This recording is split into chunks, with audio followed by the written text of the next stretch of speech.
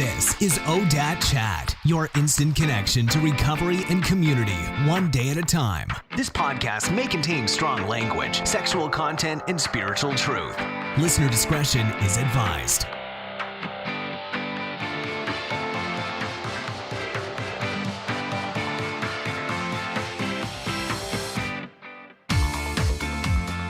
This episode is brought to you by the new ODAT Chat closed group. I recently interviewed Omar Pinto of the Share podcast, which, by the way, has over 1.2 million downloads, so that's huge. He actually suggested I create a closed group just for the listener, so now you have one. And the purpose of the closed group is to offer a private environment to discuss recovery and general topics from the show. So to join, just visit odatchat.com and look for the closed Facebook group. This podcast is made possible by wonderful listeners like you. The podcast will always be free, but if you'd like to help me out and keep the podcast going, please consider a $5 monthly donation. You won't miss it at all, and it will totally help me out. As a thank you, I'll give you a shout out and give you access to members-only content. For more details, visit odatchat.com and look for the big old red Patreon button on the right. That's ODAATCHAT.com. Thanks so much for your support. Welcome to the ODAT Chat podcast. My name is Arlena, and I'll be your host. If you're new here, this is a podcast where my guests and I talk about how to recover from alcoholism and many forms of addiction.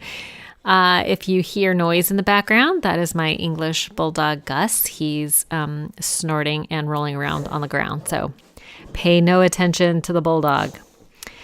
Before I jump into the overview of today's podcast, I just want to share a reading from one of my favorite daily readings called Jesus Calling.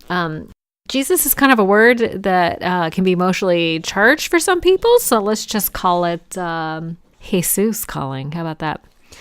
Let's see, I read this morning, and I've been kind of in this mode of struggling and striving, and it just leaves me feeling kind of burnt out and exhausted. So I read this, and I thought it was awesome, so here it is. It is not so much adverse events that make you anxious as it is your thoughts about those events. Your mind engages in an effort to take control of a situation to bring about the result you desire. Your thoughts close in on the problem like ravenous wolves. Determined to make things go your way, you forget that I am in charge of your life. The only remedy to switch your focus from the problem to my presence. Stop all your striving and watch to see what I will do. So anyway, yeah, it was actually just really good for me to read that this morning. Just kind of makes me feel like I can take a deep breath and stop trying so hard. So there you have it. And let's see. So today my guest is Rinda Laurel. She spent her early years in the music business where her heroin addiction developed. Rinda was kind enough to share how she was able to recover from heroin, which, you know, that is a very difficult addiction to overcome, but she did. She shares her experience, how she maintained her sobriety over 25 years now. She actually provides some of the most practical advice for newcomers that I've ever heard. Advice beyond the typical 12-step recovery suggestions that you hear at meetings. Her approach incorporates the body, mind, and spirit in a holistic approach. I actually learned a lot from her, and I hope you do too. So with that, please enjoy this conversation with Rinda. Well, Rinda, thank you so much for joining me on the ODAT Chat podcast. Thank you. Thank you for having me. I'm very excited to talk to you. And as we were just discussing, I didn't know quite how to introduce you. And I thought it would be fun to have you introduce yourself as if we were at a cocktail party, and someone was, introducing you. What would you say to somebody like, oh, what do you do for a living? Yeah, I do. Cocktail parties are still what I still do those, and networking parties. I laugh because that sort of does depend on the party these days. I've been in the music industry, entertainment industry for, 30 years or something like that. I still consider myself a brand strategist and a CMO for hire. I still have a handful of music business clients and brand clients that I attend to. And then I also now have launched my own company. So I would say turned entrepreneur. And I launched my own company called Very Everyday. Very Everyday. Awesome. And we'll get into that as well.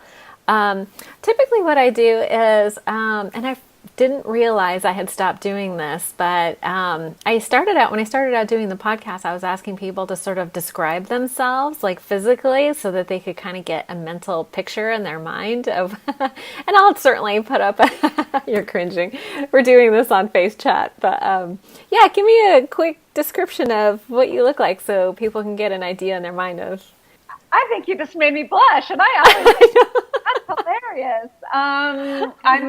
I'm 5 foot tall. Good things come in small packages, I always like to say. Right. I've got dark hair and green eyes. Yeah, I don't know what else to say. That's such an... I know. That's good. And okay, so tell me a little bit about the kind of family that you grew up in and like maybe like what your parents did for a living. Okay. I was born 9 months after the Summer of Love in San Francisco. So the name Rinda is actually I love having a unique name. I'm just like I always say, I'm glad I'm not Starbeam or Moonchild or something like that. Right. It was, a tumultuous time in our country. My parents were very young. My mom was 20, and my dad was in the Army, Vietnam. When I always like to tell the story about how my mom went to see the Doors when she was pregnant with me, because I think that explains more about my career trajectory than anything else. Dark club, iconic rock stars. So that was basically it. They were young. Did your dad stay in the military? I don't know that much about my dad after my mom and Dad split up when I was 3.5, and we moved to Southern California. And then shortly after that, we met the man who raised me when I was about 4, and he has been with me ever since. Okay. And so I had a pretty solid, they were young, so we moved around a lot when I was a child. And my dad was a truck driver. My mom was various jobs and also stayed at home with the rest of us kids, and then also waitressed. So, really hardworking family, very hardworking family. My upper echelons of my family, my aunts and uncles, there was a lot of chaos going around there that I absorbed as a child, but otherwise, pretty stable in terms of my core family. I was an only child until I was 9. And then my parents, so my dad who raised me and my mom, had 3 more children pretty quickly in a row. So I have 3 siblings that are 9 years younger than me. Okay, so you were like the built-in babysitter. I was. And what's interesting is my mom was the second oldest of 7. So I'm actually closer in age to my aunt than I am to my little sister. So I'm very in the center of things. And I've noticed in my adulthood and in looking at in retrospect that I still do really straddle that line a lot. Like I work in an industry where I work with musicians that I can go into the club and hang out with musicians, but I'm really happy to also just go hang out with a super fan. So I can sort of go in, but I don't really fit in either one. And that sort of, I think, stems a lot from my childhood of not being part of my mom's siblings, not being a sibling, but then also being older than my sisters and brothers. I became a little adult very early, one, because I was solo for the first 9 years, and then, yes, built-in babysitter and little adult. And, that garnered me a great responsibility career. But it also caused me a lot to put other people's needs before mine for many, many, many, many years. Yeah. How did you feel when your mom and stepdad started having kids? Did you feel did you feel left out, or were you excited about having a baby sibling, or how did you feel about it? I love these podcasts that I've been doing. I just started doing them in the last 2 months, and the questions you guys all asked are so fascinating because I haven't looked at a lot of this stuff in a long time. I think I was excited. My dad, when he asked my mom to marry him, we all got married. Oh, Yeah, like even the cute little hippie ceremony you see in the backyard, like the guy married all three of us. So, I always felt a part of. I don't have any resentment towards them, like as a kid, like, what? You ruined my life. Now I have no, none of that.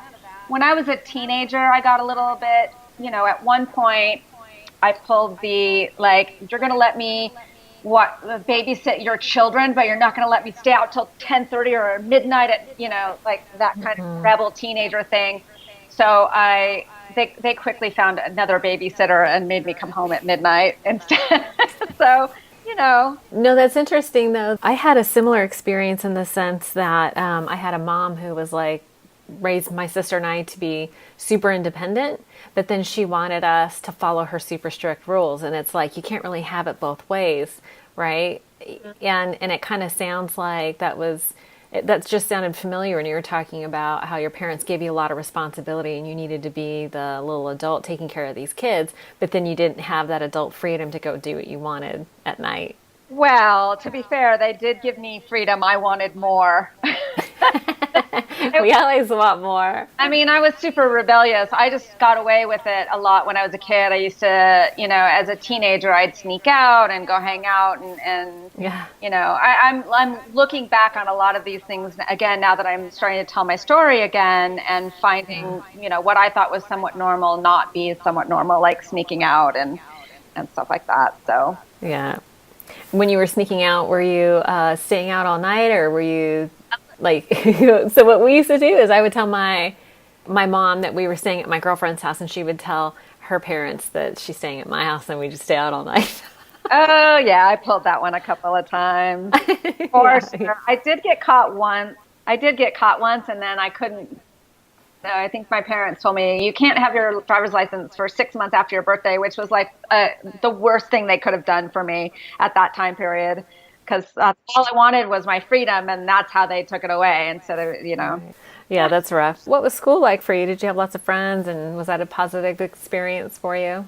I think so. I mean, again, we moved around a lot. So my younger years, I think I created slight detachment strategies. So because we moved a lot, so I would be friends with people, but then when we would move, I wouldn't be so devastated that it would, crush me. I know lots of people. I do have, to this day, it's actually also sort of a positive thing because I have all kinds of friends all over the world and in all different kinds of groups. And I really love going in and, different groups of people that I know, from tech to music to sobriety to just all walks of life. I can go into the yoga, anywhere I can go in and feel comfortable.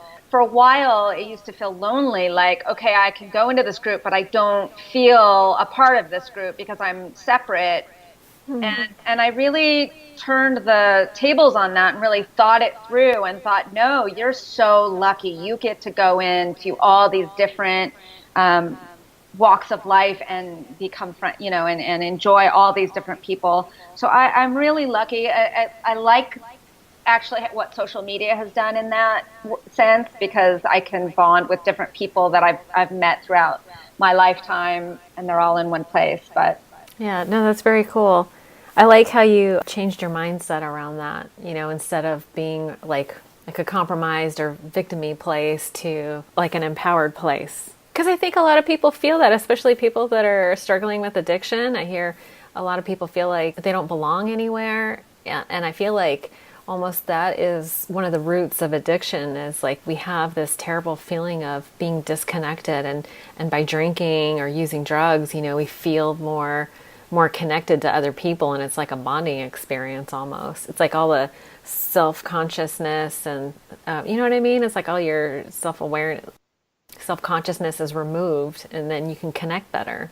Absolutely. I actually think that what happens is we numb ourselves so much that we don't care as much that we don't fit in. It's not so much that we connect more when we're using, it's that we actually numb our emotions and our brain chemistry and our feelings so much that we just don't care that we don't fit in. At least that's what it was for me, or that we don't feel a part of. And yes, I have, read quite a few books on cognitive therapy and thinking through things. So, when I started to feel like, oh, I don't fit with that group, or I don't fit with this group, and really the reality is I fit with all of them. And instead of feeling disconnected, I am really excited that I can go in and be connected with all kinds of different people all the time. It's really great. Yeah, no, I love that. That's awesome. How old were you when you started using or drinking? What did you start with first? I started with Jack Daniels. I started with Jack Daniels at my friend's house. That's what I picked. But my early drinking, probably around 14 through about 16, 17, was what I would consider somewhat experimental that kids do. I did get busted for taking alcohol to school, which I'd completely forgotten about until I started doing these podcasts. Did you take it to school? Was it high school or junior high? High school. High school, okay. Yeah, I took it to high school, and I didn't get in trouble, but my friend got busted and she ratted me out. Oh. Anyway, so then the next year I went to a different high school, and then the next year we moved to Fullerton, California, which is sort of what I consider my, where we sort of stayed for the next 28 years or so. So that's where I started drinking a little bit more and, started hanging out with musicians, and sort of my life changed a little bit, and I added other drugs to my repertoire. Yeah. But I want to talk about, because, when I was a teenager, I think I've talked about this before. I think we all sort of have these feelings of inadequacy and not fitting in and all these, and maybe alcoholics and addicts are a little bit more sensitive. I'm not sure about that. But I think we all of us have those feelings. And I just think that alcohol and drugs become one of our solutions during that time. And that's sort of what sets us apart. I think we turn to those things for a solution. For me, it was, the courage to sort of become who I wanted to be. It gave me, courage at the bottom of the bottle is certainly was true for me. Yeah, absolutely. And then later adding drugs that were speedy and made me vibrant and just say things that I was afraid to say or do things I was afraid to do, and sort of, just sort of expand my energy. Expand your energy. Was there a moment where you felt like, oh, I'm crossing the line here and this is becoming a problem? No, yes, but not until I moved to New York and started doing heroin. So my story is that I drank what I consider somewhat normally, but not really, as a teenager. And then I got in the music business at a really early age. I was working for a booking agent. Then we worked at a lot of clubs in Southern California, famous clubs, Sunset Strip, Roxy Whiskey, stuff like that. Good. And so, we drank a lot. That was just sort of our lifestyle. And then, everybody was doing cocaine. So I did a lot of cocaine. And then I was introduced to crystal meth and biker speed, which was, to me, seemed much more efficient than cocaine. Right. And you could do the smaller amount and still, be up for days. And so I really, by my last year in high school, I was already using a lot of speed, a lot of crystal meth, and into my first year of college. And then I sort of realized, to me, anytime you're doing a drug every day, something in you goes, this might be a problem. So by high school, when I was really skinny and my body wasn't functioning quite right, I sort of knew that there was a problem. And I would try and sort of control my drinking and using during that time. And I would do what they talk about, drink less, not do certain drugs, only drink Rolling Rock beer, stop the Jack Daniels, maybe don't do crystal methamphetamine anymore, just that sort of controlled using. But I was still, very much in the middle of work and fun and career. So. Okay. So high school, and when you said I just want to back up a second. You said that your body wasn't functioning right. Was it like, were you just like too thin, or were you getting sick or not? What did that look like? Those drugs really mess up your kidneys and your bladder. the crystal meth for me, like some people, it messes up their teeth and stuff like that. I really had problems with my kidneys and my bladder. Oh, wow. During that time period. Okay. Yeah. Okay. So were you just in a lot of pain? No, I would get chronic kidney infections. Oh, wow. Okay. Yeah. Thought about that too. Okay. So then basically what happened was I pulled a geographic in 1989. I had a lot of chaos in my life.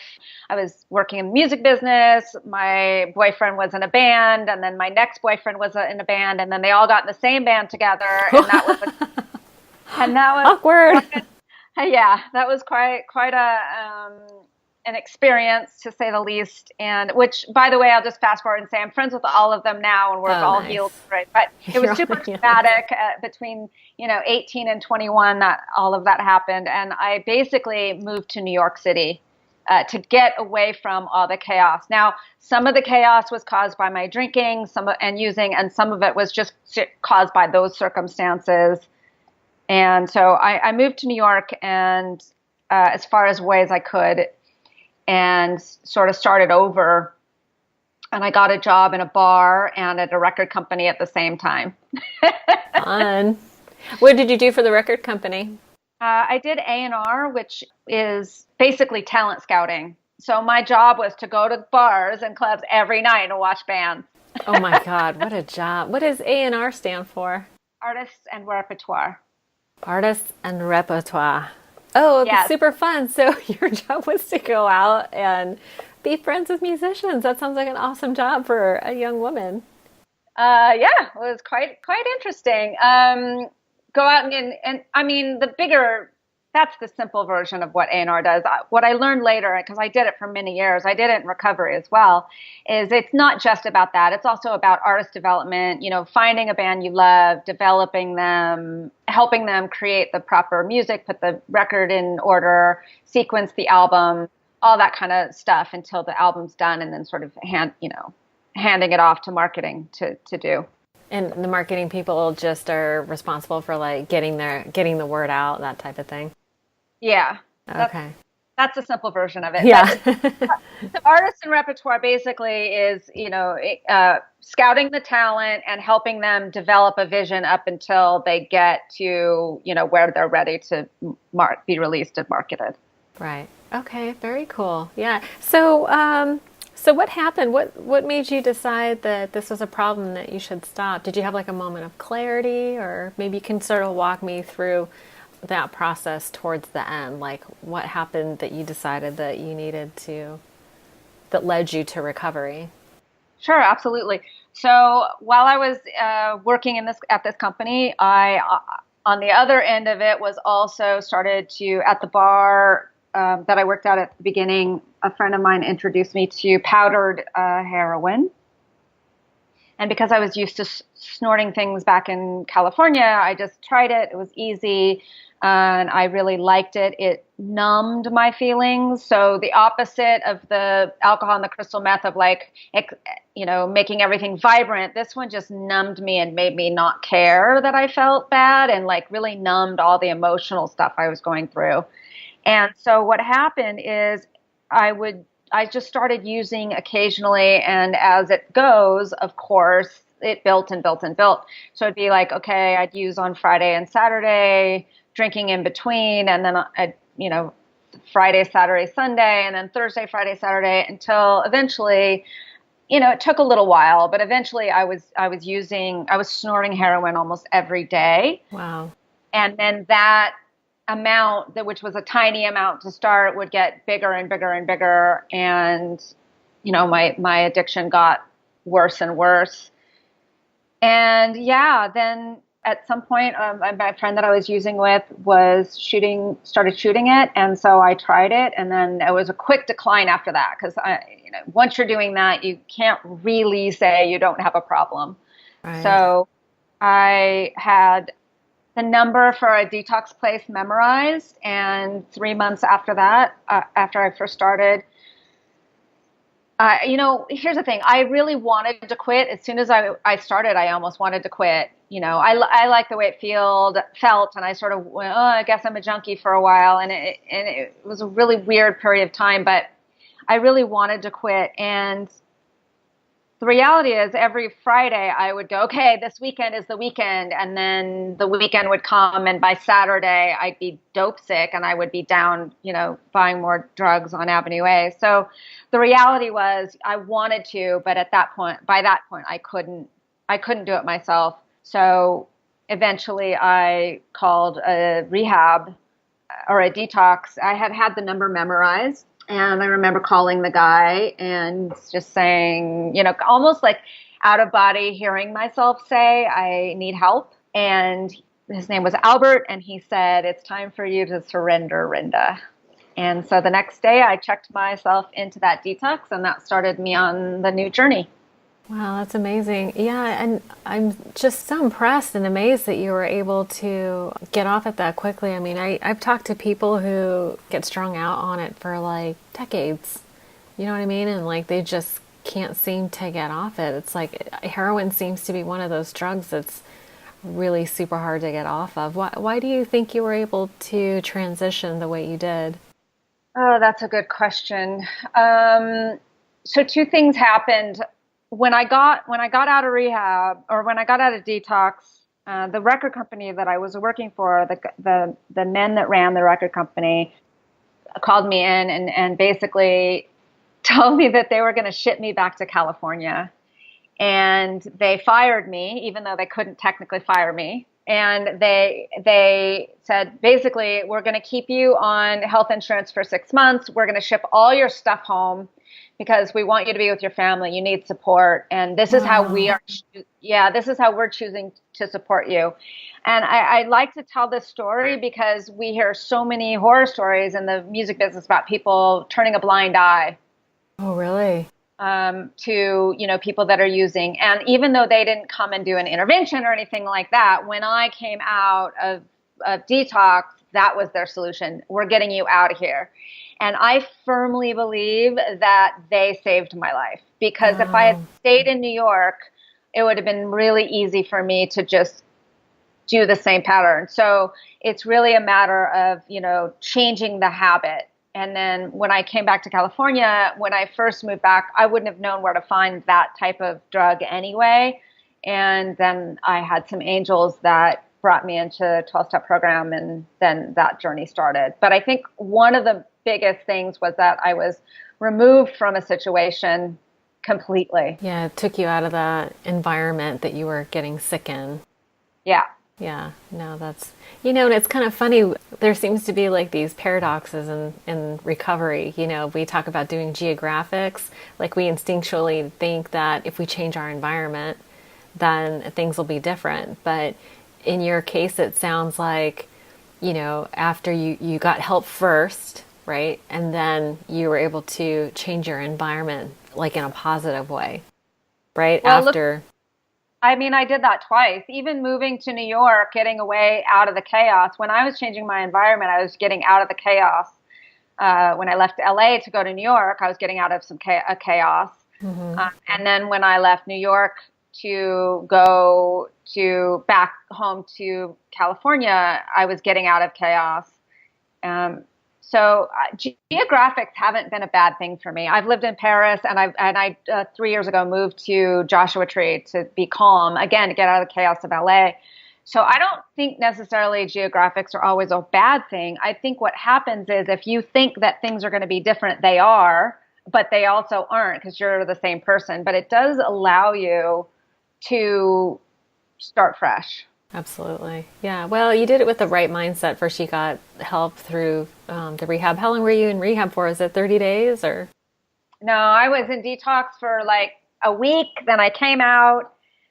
All that stuff happened. They shipped my stuff home. And then I used again in New York City, and then went back into that same detox for another 7 days, and then went home. Okay. So the detox, is that when you first get off opiates, I've heard of dope sick. You get like the flu, like the really bad. That's when you're going through withdrawals. Yeah. Oh, yeah. That was awful. I will never forget that.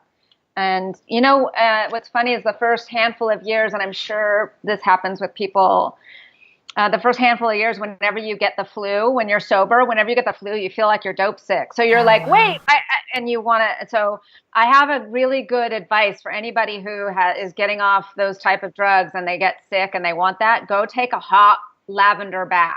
Okay. It makes your body feel that warmth that happens from opiates, or at least from heroin and those type. I have never done oxy or any of those other kind of drugs, so I can't speak to that. But that feeling of like warmth that you miss, rosemary lavender baths really work a lot. Good to know. Good to know. Yeah, it was really, it was, I'll never forget that. Yeah, that sounds rough. So then you started doing 12-step meetings, is that right? You said there were a couple of angels that directed you. Can you walk me through what was that like? It sounds like there's a story there. Yeah, well, I came home to Southern California. A friend of mine who I had seen her like maybe 8 months earlier was a really bad junkie, and she called me and came to visit me at my parents' house. And when she walked through the door, she was literally dressed in a white suit, and she had blonde hair and blue eyes. And when I had seen her the year before, her hair, she was just a mess. She just looked awful, and like she had like roots growing out. And then she walked into my house and she looked like an angel. And she brought me to my first 12-step meetings. And that was really a big change for me.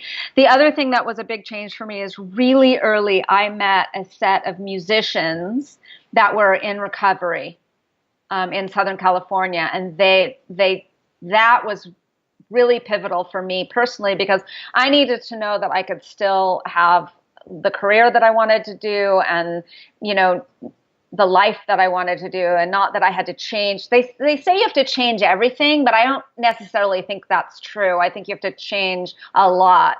But for me, knowing that I didn't have to stop going to clubs or stop working with musicians, because I had surrounded myself with a group of sober musicians and I built a strong, solid foundation in 12-step, I was able to continue my music career, and that I was able to do that by these, being around all these people that were also on the same journey as me. So that was really amazing. Yeah, that's really cool. Are you still friends with these guys? I don't know.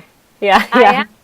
I am. One of the artists, it's a band called the Cadillac Tramps. They're not a band any longer. The singer just passed last year. There's a great documentary out there, a Cadillac Tramps documentary about them. If any of your listeners want to check that out. Yes, it's a great story of hope and recovery, and they helped me immensely in my early sobriety. I ended up managing them and going on all these adventures with them, and they are, yes, still sober and still my brothers. Oh, that's awesome. Yeah, sometimes you just need an example of how to walk the path, like where are the boundaries? Like how do you survive and in that arena? I'm in sales, and that's also like a very drinking oriented profession, but there's ways to survive that, with boundaries and being very clear about what I can and can't do, or who I should be spending time with, who I hang out with. And so it sounds like you had a similar experience where you were able to stay with people who were safe and who were able to, live the life within safe boundaries. Well, yes, but I also, continued to do A&R my first 15 years of sobriety. So wow, 15 years. Yeah, I think that's right. Let me see, 92. Yeah, something like that. Yeah. At least 10 years in that A&R, the part of A&R where you go out every night and see bands and that kind of thing. So, A&R management, and first I went into management. And then back into A&R. And then I moved into the kids division, and it got a little bit less crazy, but I think I had 8 or 9 years of sobriety before I did that. So yeah, I was in clubs a lot in Los Angeles, and part of that is also conditioning. I had a strong enough solid foundation. If I felt uneasy, I would bring people with me, but there were, again, enough people around me in my group of people that were going out and doing this as well. And I was always pretty open about my recovery in person. It's the first time in the last couple of months, I've been talking about it, publicly, but I was always really open about it with people around me. So people would learn not to drink around me or just to deal with it. Yeah, not offer you drinks or. And I've never been that person that cared. Like, I don't care. I'll get like soda water with cranberry juice and just have a drink. And it's like, I've never been that kind of person that was like, but I'm not drinking and everyone else is. I don't care about that. I've never cared about that part. I've had pretty strong will in that area. So you didn't feel temptation to drink? It wasn't a struggle? Like when you were done, you just decided you were done and... No, the hardest part for me was the depression and other things that went with it. But because drinking wasn't a solution any longer. Drinking and using was clearly I had the no matter what. I was basically no matter what, no matter what, no matter what, no matter what. So when life threw stuff at me, it was still no matter what, no matter what. What was harder was if you're sober and you still have depression or all these other things happening or life on life's terms and you don't know how to handle it. So what are the solutions? Because what are those solutions? So I think the struggle wasn't so much about drinking anymore as it was about how to cope with life and feeling all your emotions and depression. Yeah, no, that's actually a really good point and probably a good segue to the solutions part because, I feel like I participate on a lot of online recovery communities and the really big ones. I see that people struggle with relapse and things like that. What are your suggestions on how to manage your first 30, 60, 90 days of recovery? Ooh, good one. Well, now there's lots of multiple pathways. 12-step meetings saved my life. So I would suggest trying those. If you just absolutely do not connect with 12-step meetings, there's Smart Recovery now, there's Refuge Recovery. There are other avenues to recovery that I would look and also, go to a handful of meetings before you choose. What we don't talk about. I'll have to add one little thing, which is the two things I would recommend is the women work with the women because there's a lot of, it's not always a safe place for women, right? Like there's women's meetings. Did you ever go to women's meetings? Yes. Yeah. So I recommend women's meetings, but a lot of women have issues with other women, but, just try to stick with the women because the 12-step rooms are not what I would call like the hotbed of mental health, right? And there's some guys in there that are not super safe. So I would suggest going to women's meetings, hanging out with the women. But like you said, to your point, try a bunch of different meetings out before you make your decision because they can be so different one meeting to the next. I've got 25 years of sobriety. I guess we should have started with that. But, yeah, right. 25 years sober, clean as over. Yeah, we should have started at the beginning. It may have changed everybody's idea in this conversation. But in the I'll put it in the show notes. Okay, perfect. Yeah. I'll put it in your title, Rinda, 25 years sober. I say with complete humility, but I found it really helpful to do a woman's meeting a week, to do a meeting with a lot of old timers that, all kinds of people. I found it really helpful to do a meeting with really young people because one, I've always felt really grateful, but also you could see the different struggles. And so for me, a variety, and just finding a sponsor and working the steps and all of that.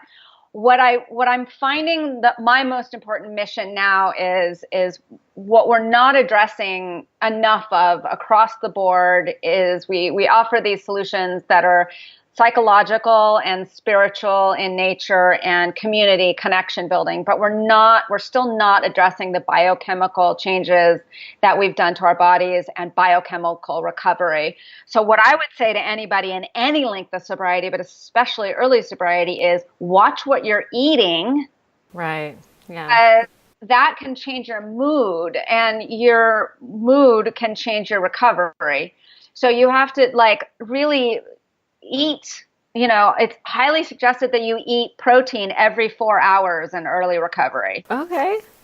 Because what happens is if your blood sugar drops, because a lot of alcoholics have hypoglycemia, if your blood sugar drops, you don't have enough energy to your prefrontal cortex, and then you make really bad decisions. Right. So, emotional decisions. Yeah. Yeah. So people don't realize that if they're not eating right, or they're, living on caffeine and donuts, that they're not going to make good decisions. And those decisions might include relapse. Okay. So it's really important to supplement your body with food. And then I, of course, believe in also supplementing with supplements, actual supplements. Right. But you definitely, we're not addressing that as a nation, not even as a community. As a community, yeah. We're actually not addressing the biochemical recovery at all, and I think that that's my mission now is to sort of point that out across the board. Yeah, I think that's important to make that part of the conversation. That you're the first person that I've talked to that's really been like, that's a very practical strategy. Eat protein every 4 hours. Don't eat too much sugar and lay off the caffeine. Like, super practical and with a very good reason, right? Because it affects your mind and your decision-making process. That has got to be probably one of the most practical suggestions that I've heard. That's awesome. Yeah, thank you. Thank you for that. We've ravaged our bodies, so there's lots of different things that you can do to fix that. The biochemical part of recovery. So okay. Biochem. And you and I had talked earlier. I'm going to list a resource that you have on your website. You have lots of books that talk about holistic recovery. Is that what you would call that? That's what I've been calling it. Yeah, holistic recovery. Yeah, that makes sense. Works for me. Let's call it holistic. Let's just start calling it that, and then it'll be a thing. Okay, so talk to me about, how do you think of holistic recovery? Oh, you know what though? Don't let me forget to ask you about spirituality. We really didn't talk about that a whole lot, but I really want to hear about first the holistic part of recovery and then your spiritual practices. So don't let me forget to ask you about that. I won't. Okay. I'd say I'm a holistic recovery advocate because there's starting to be this emergence of, like I said, smart recovery and refuge recovery and stuff like that. Then there's also a lot of yoga for recovery and meditation practices. Those are starting to get into the body and the mind. For me, we're still not addressing, again, nutrition. Okay. Nutrition. Specifically nutrition and, body, functional medicine. So I do have a bunch of books that I've read. I was informed a lot by Julia Ross's The Mood Cure, and some books by Dr. Hyla Cass, and some other books that really talk about 7 Weeks of Sobriety by Joan Matthews. These books all talk about your body, your sensitivity to sugar, your neurotransmitters, what happens when you drink, B vitamins. Bill W. was even into suggesting B vitamins for us, but that just didn't pass muster with the AA folks. So I hear he was also talking a little bit about, what's it called, microdosing. There's some new discussions on microdosing. He was open to some holistic recovery. He's an open kind of guy. The reality is we need to support our physical body. Got it. Okay. And all the processes in our body, our brain, our gut, and our endocrine system all need to be supported for us to make all the rest of it work. Like, we're just not talking about that. So you have to support your neurochemicals. We talk so much, so many of us, myself included, which is part of my story, went on antidepressants. And then I got off antidepressants using supplements. But we're not addressing the neurochemicals in our brain, the serotonin, the norepinephrine, the dopamine, all the stuff that is affected by the chemicals that we've been using when we use. Mm-hmm. And alcohol, and how alcohol is usually ravages our gut. It changes our it changes our gut systems. Yeah, the flora. It changes all of that, or we're not eating right, or we've gone days without sleeping, or we're addicted to opiates. And so our dopamine is just jacked. Yeah. Is that a medical term? Our opiates, our dopamine system is just jacked. It's jacked. Okay. And we're not talking about how to we have to rebalance those things for proper recovery. We just do. And we're not doing that. So what's a good way so you mentioned a couple of books, Julia Ross's book and the 7 Weeks of Recovery. I'll put those in the show notes as well. You're welcome to use the links that I sent you on Very Everyday for my company. Okay. All those are listed there. Mm-hmm. And then the Alliance for Addiction Solutions, which I am now a board member of, has amazing information.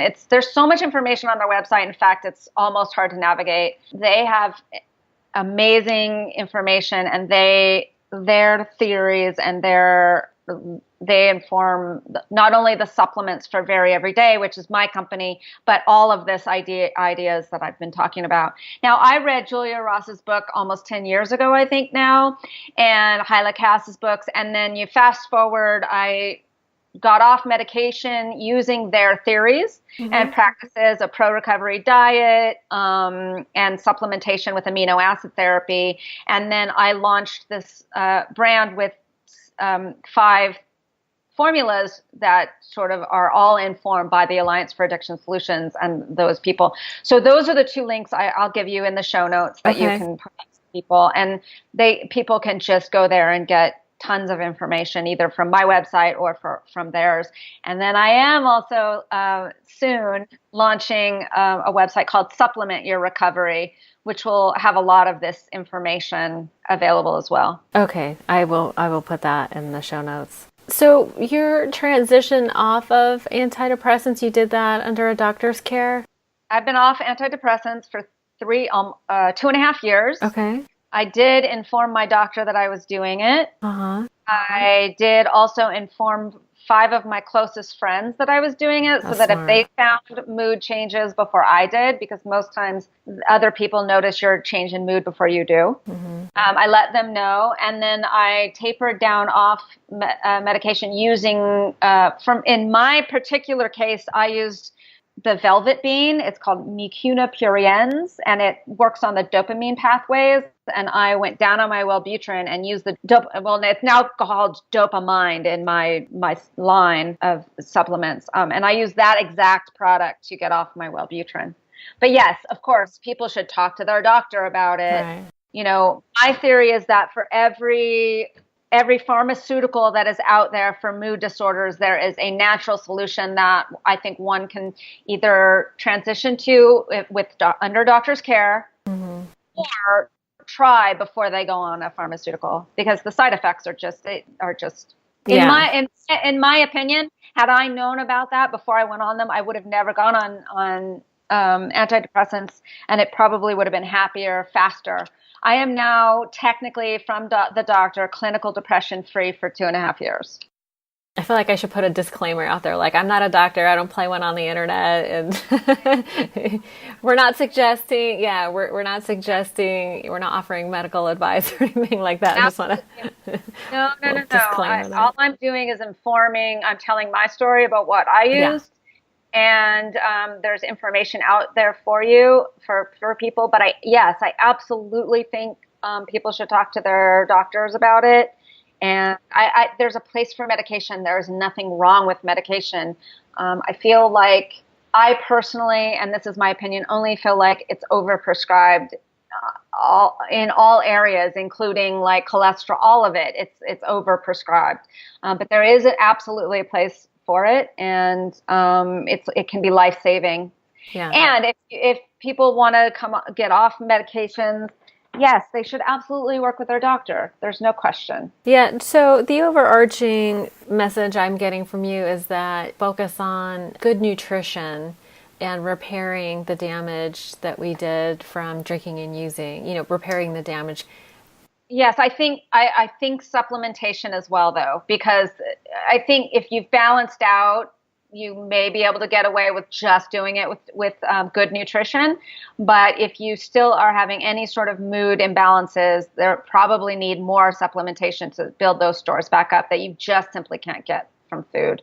Okay. But if you look into amino acid therapy, that will inform you. Okay, great. And, from the time you got sober up to now, like what other what other kind of resource did you use?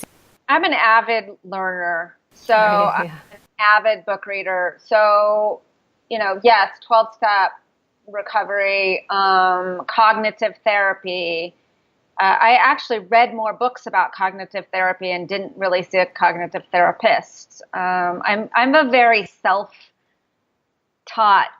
self-managing person. So, Human guinea pig. I've read everything from, quantum physics, and reading about quantum theory actually helped me just as much as some cognitive therapy, because it helped with my expansion of spirituality, which we've talked to, which we'll get into, or you wanted to ask me about. But, I did all kinds of different modalities. Exercise is the other thing that, we don't talk about a lot, but exercise and nutrition, those two things were actually the most game changers. Okay. Yeah. Eat right and exercise. How many times have we heard that? I'm like, oh, don't let that be the answer. Exercise, damn it. That is the answer. Yeah. I would say that there's, a handful of things to do, but it's really simple. You need to have a spiritual connection, and that connection can be with a higher power and with your fellow man and woman, fellow humans. So you have to have that connection. You have to deal with your psychological and emotional life. So however one does that. And then you have to deal with your body. So body, mind, and spirit really is true. Absolutely. Forgetting about the body part. I know, right? We abuse it for so long, and then we get sober and we're like, totally forget about it. And I'm gonna say something that's sort of controversial here. Ooh, let's hear it. To me, you can do all the 12-step spiritual work you want, but if your chemicals in your brain are still so screwed up because you aren't reading right, you're not going to grasp that. So that's a good point. And if you're just eating right and taking supplements and your brain feels better, that doesn't mean that you're going to deal with some of your, emotional or connection issues. So it's really three things. You really have to address all three. Yeah, absolutely. Yeah. And I know people who are spiritual and they do therapy, or they're good with the connection and stuff, or the 12-step stuff, but they don't take care of their bodies. And I just don't think to me, like, that's a sign of, you're out of balance. It's still sickness. If you're sober and you're, 50, 100 pounds overweight, what's going on with your recovery that you're still using food to fix your feelings? You know what I mean? Yeah, I can't address that. I know some people, there's some great resources out there. Liv's Recovery Kitchen does a lot of work sort of in the eating and recovery space. She's fabulous. What's her name again? It's Liv's Recovery Kitchen. Oh, okay. And she does a lot of great conversations about that. That's not been an issue for me, so I can't really address that. But I can tell you that if you're doing work in other areas and you are still, I'm not talking about food as an addiction, but if you're not using food to be healthy, and you still have mood disorders and like, find yourself during the day being super anxious or stressed or anxiety and all those things, and you're not eating properly, that is something to look at. Yeah, absolutely. That's my message. Yeah. You're out of balance somewhere. Okay, so tell me a little bit about your spiritual practice. Did you grow up with religion at all? Were your parents religious or practice any kind of spirituality? I was born in a Catholic household. Well, I was born in a hippie Catholic household. My parents were Catholic. So I did go through some Catholic training. When I was a teenager, my parents decided to go back to Catholic school, and I went for a little while. Oh, and then when I got caught with alcohol, it put me in Catholic school for a year, which I thought was interesting. But I never really related to that. I believe that all religions, the good parts of all religions, have the same philosophies, and they're all interconnected, and that the bad parts of religions, the man-made part of religions, I'm an avid history buff, so I have opinions on religion and history. But as a personally, I'm very spiritual. I believe highly in spirituality and quantum physics and synchronicity. And I have a lot of stuff happen that just, is unexplainable other than I really like where science and spirit mix. In fact, there's a website called Spirit Science that I love. Spirit Science. Oh, I'm going to have to check that out. So I really like where sort of spirit and science mix. I think that's really great. As far as my spiritual practice, I moved to Joshua Tree a couple years ago. So right outside my window is, Joshua trees and boulders. And, I've been doing some breath work in the morning, and that's been really good. Sort of combining spiritual and the physical. I sort of believe that it's what your higher connection is with the universe and with those around you is really what drives me. Do you have a definition for your higher power? No, just is. Just is. I like it.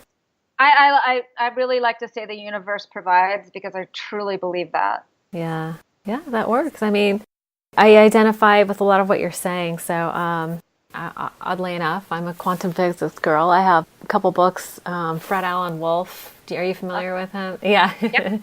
Yeah. So, funny that you should say that. Yeah, because I'm all about like a God of evidence, right? Like, I'm a science girl at heart.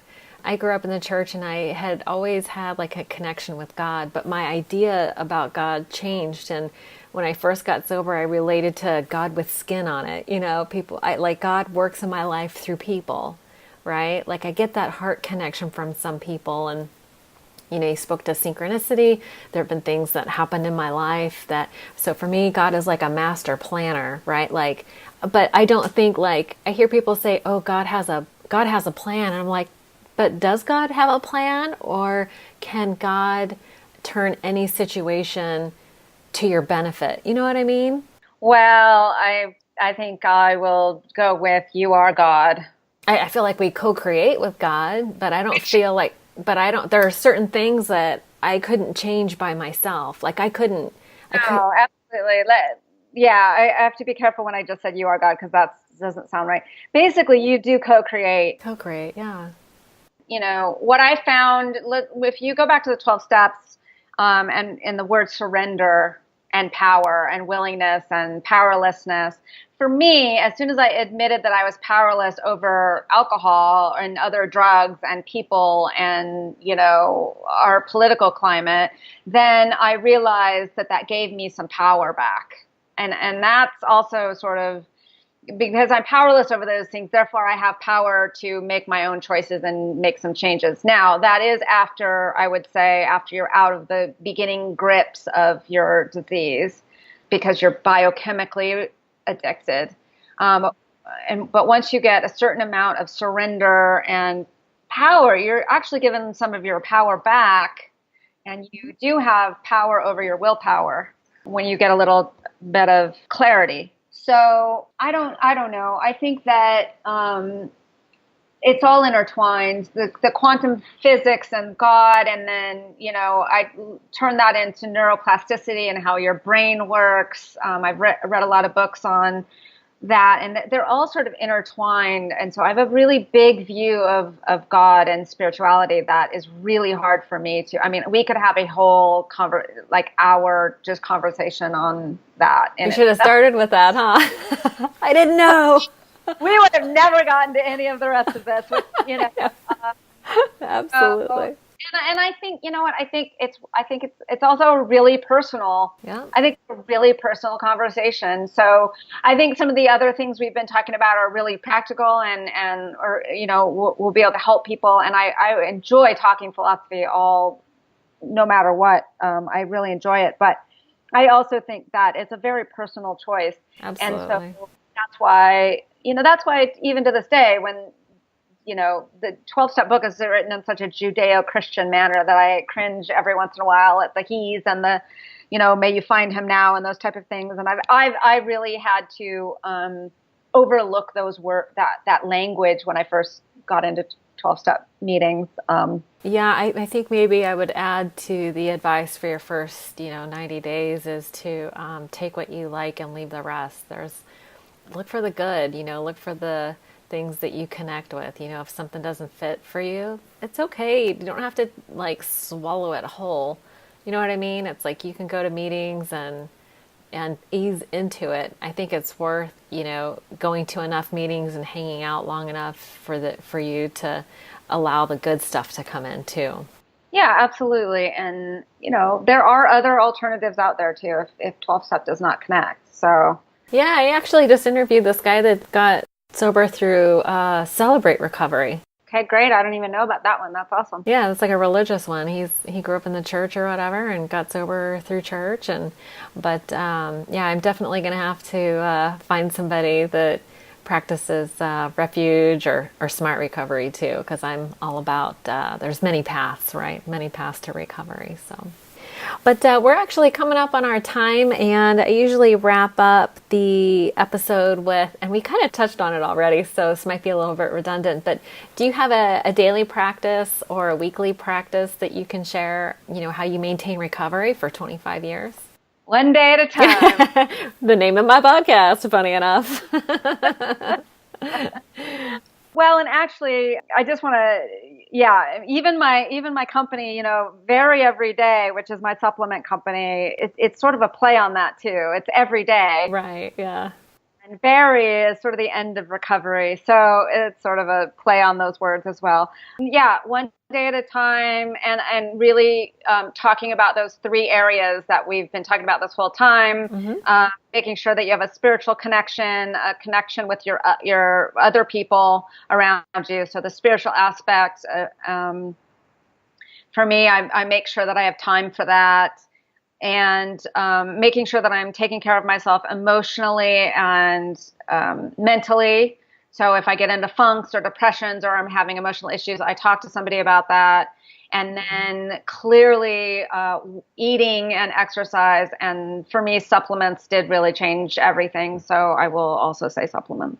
Okay, awesome. Well, I'll certainly include links to everything that we talked about today. And I'm so grateful for your time. Thanks for taking the time out to talk to us today. And super enlightening, super stoked to have some practical strategies about eating protein every 4 hours. And that's awesome. For people that are, for people that are, don't eat animals. Oh, right. Man, there is, lentils. You can do a lot of plant-based protein. So it's not like, I'm not saying to go eat. And when I say protein that doesn't mean go to In-N-Out every 4 hours. Healthy proteins, people. I just want to clarify that before we leave. Thank you for clarifying that. Yeah, because that was sweet In-N-Out every 4 hours. And a lot of people have been asking me the last word, and I would just say that no matter what, it does get better. Just hang on and ask for help, and don't be ashamed to ask for help. It's hard to ask for help, but I did, and you can too, and it does get better. Does get better. Well, let's end on that positive note. Rhonda, thank you so much for your time. I really appreciate it. Thank you. Have a great day. Thanks, you too. Bye.